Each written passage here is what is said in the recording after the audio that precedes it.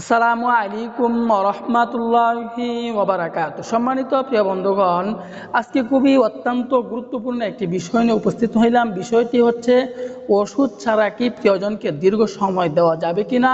এই বিষয় নিয়ে আজকে আমরা বিস্তারিত আলোচনা করব। হ্যাঁ, অবশ্যই আপনি ওষুধ ছাড়া প্রিয় মানুষটিকে দীর্ঘ সময় দিতে পারবেন, তবে আপনাকে যে পদ্ধতিগুলি, যে নিয়মগুলি মানতে হবে।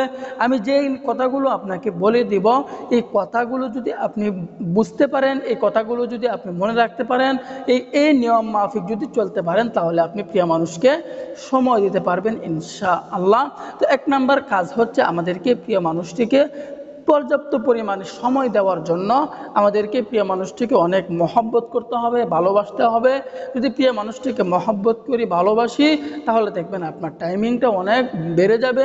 যদি প্রিয় মানুষের সাথে দীর্ঘ সময় আপনার সবসময় ঝগড়া লেগেই থাকে, তাহলে আপনি টাইমিং আপনার কখনোই কোনো সময় আপনার বৃদ্ধি হবে না। দ্বিতীয় নাম্বার কাজ হচ্ছে আপনি যখন যাবেন, প্রিয়জনের কাছে যাবেন, ওই জায়গাটা পরিষ্কার হতে হবে। ওই জায়গাটা যদি নোংরা থাকে, ওই জায়গাটা যদি প্রিয় মানুষটাও যদি নোংরা থাকে, তাহলে দেখার পরেই দেখবেন আপনার মনের ভিতরে একটা ওই অরুচি একটা ভাব চলে আসবে। অরুচি একটা ভাব চলে আসছে, আপনার টাইমিংটা একদম কমে যাবে। তাহলে আপনার জায়গাটা একদম পরিষ্কার পরিচ্ছন্নতা হতে হবে। প্রিয় মানুষটিকেও কি বজায় রাখবেন পরিষ্কার পরিচ্ছন্নতা। এবং আমরা জানি একটি ইমানের অঙ্গ হচ্ছে পরিষ্কার পরিচ্ছন্নতা, হচ্ছে কি একটা ইমানের অঙ্গ।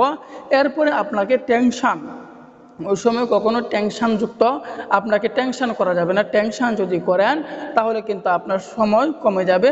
তাড়াহুড়া করা যাবে না, টাইমিং তাহলে আপনার বৃদ্ধি হবে। আপনি কখনো তাড়াহুড়াও করবেন না, কোনো টেনশন করবেন না, একদম রিল্যাক্সে আপনি প্রিয় মানুষটিকে সময় দিতে পারবেন। যেই নিয়মটি আমি বলে দিলাম, এই নিয়মটি যদি আপনি ফলো করতে পারেন, এই গাইডলাইনটি যদি আপনি মেনে চলতে পারেন, তাহলে ইনশাল্লাহ ওষুধ ছাড়াই আপনার টাইমিংটা বৃদ্ধি হবে। আপনি প্রিয় মানুষটিকে সময় দিতে পারবেন ইনশাআল্লাহ। তো আল্লাহ তাআলা আমাদের সকলকে বুঝার তৌফিক দান করুন, আমিন।